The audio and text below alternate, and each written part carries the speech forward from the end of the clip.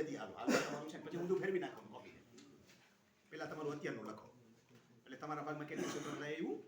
પછી હવે તમે આગળ જાશો એટલે તમારા ક્ષેત્રફળના ભાગ પીડા દેખાય ને તમારા ભાઈના ભાગમાં ગયા એટલે પછી બીજી લીટીમાં લખો એનો ટોટલ મારો એટલે ઉપરું ટોટલ આવ્યું. પછી તમારા બાપુજી એ બે જાઓ એના ભાગનું આવ્યું એ ક્ષેત્રફળ એનું નામ આવશે.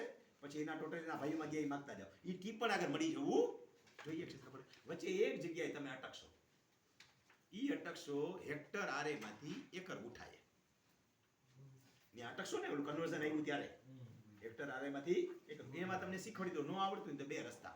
એક ઈ વખતના જૂના સ્કેન કરેલા પેજ જેમાં બે લખેલા છે.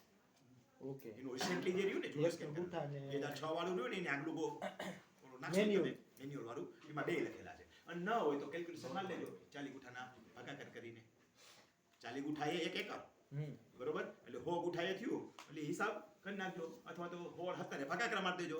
ગાયકવાડી વાળા એટલે 85 ભાગાકાર મારી દેજો. હા એમાં પાછા બે અલગ અલગ ગાયકવાડી એટલે 85 ભાગાકાર મારવાનો છે ચોરસ મીટરે. અને આપણે જે છે એ 17 પોઈન્ટ સમથિંગ છે 18 મારી દો કાઈ વધુ થોડો પોઈન્ટનો ડિફરન્સ આવશે. 16 કે ઇન્ફિનિટી પોઈન્ટ છે 0.75 આવે છે. હા એટલે હાલે રાઉન્ડ ફિગર થોડો ફરક. આ તો મને પોઈન્ટ ની ખબર એટલે કહું 16.18.0.075 એટલે એ ઇન્ફિનિટી કહેવાય એને. એટલે રાઉન્ડ ફિગર કરી નાખવાનું એટલે તમારું ક્ષેત્રફળનું ટાઇટલ મળી ગયું. હવે બીજું ટાઇટલ તમે માલિકી એકનું મેળવો આ જ રીતે એમાં ક્ષેત્રફળ નથી ધ્યાનમાં રાખવાનું.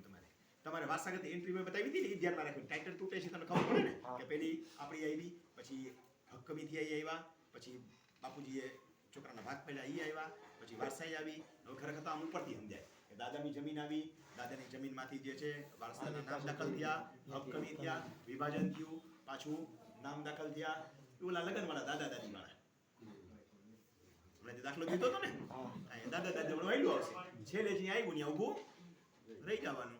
એટલે આ થઈ ગયું તમારું આ પત્રક. ખેડૂત ખાતાદારનું ટાઇટલ જુદું છે. જો એ મૂળ બાપ દાદાની જમીન હશે તો એનું આવી ગયું.